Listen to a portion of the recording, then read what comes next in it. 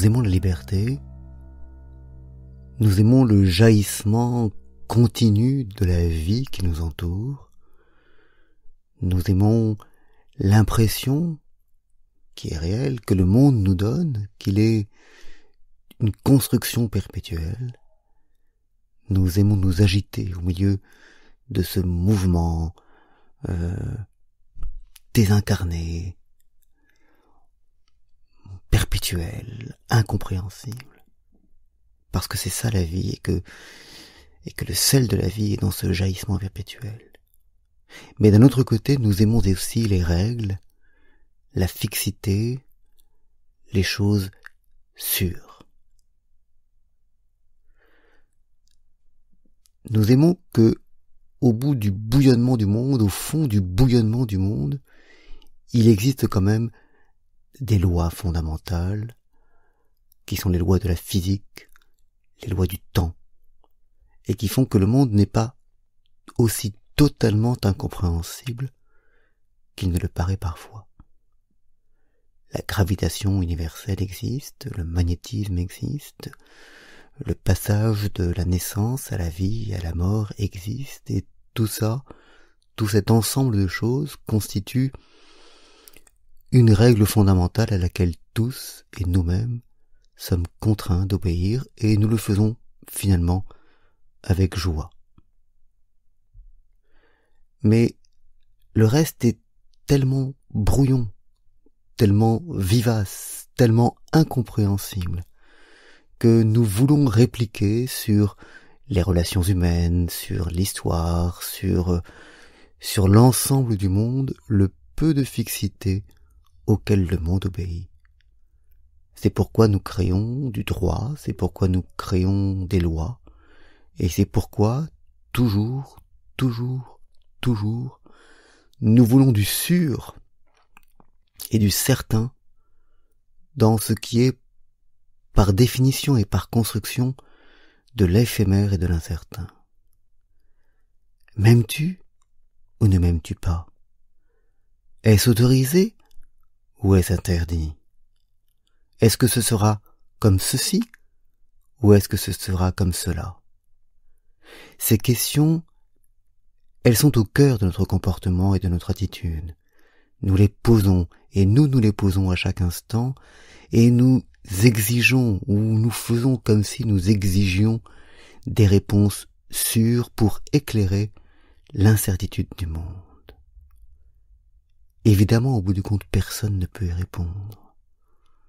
Comment pourrait-on définir des règles sûres et certaines, s'agissant de choses qui sont par définition mouvantes et incertaines? Personne ne le peut. Mais nous voudrions bien pourtant avoir des réponses claires et univoques sur les phénomènes équivoques qui sont ceux qui font le sel de la vie. Et c'est pourquoi, comme le remarquait Dostoïevski dans la parabole du grand inquisiteur, nous sommes prêts parfois à abdiquer notre liberté pour avoir un peu plus de règles sûres. La liberté est belle, nous l'aimons, nous l'adorons, nous vivons d'elle. Mais parfois elle est tellement lourde à porter non pas dans le sens où elle serait difficile, mais parce que cette absence totale de vision, cette totale équivocité de l'existence est parfois terrifiante. Nous ne savons pas, nous ne pouvons pas savoir de quoi, non pas seulement demain, mais aujourd'hui, maintenant sera fait.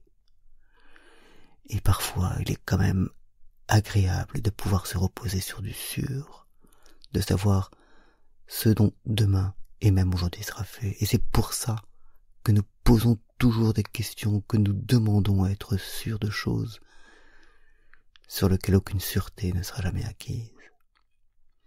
Je crois que cette double attraction vers la liberté que nous aimons profondément, car elle est le sel de la vie, et attraction vers la fixité, la règle, le droit, le sûr, est un écartèlement profond de l'homme.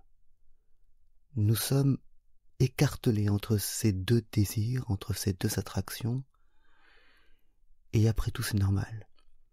Après tout c'est normal car pour avancer dans l'instable, il faut être sûr de la stabilité de son point d'appui. Si tout est absolument instable, on ne peut pas progresser.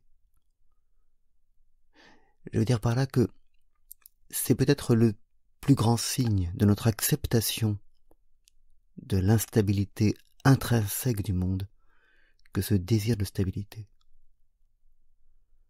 Je ne peux pas être certain de ce que tu m'aimes ou de ce que tu ne m'aimes pas.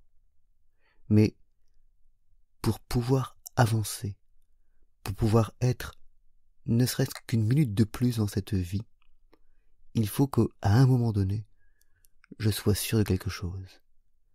Si je ne suis jamais sûr de rien, peut-être que je ne peux rien faire. À moins que ce ne soit dans l'acceptation complète, profonde, de l'instabilité de tout, que se loge finalement la sagesse. Peut-être est-ce le cas. Peut-être est-ce dans le dépassement de cet écartèlement entre le désir de fixité et le désir de fluidité que se cache la réalité.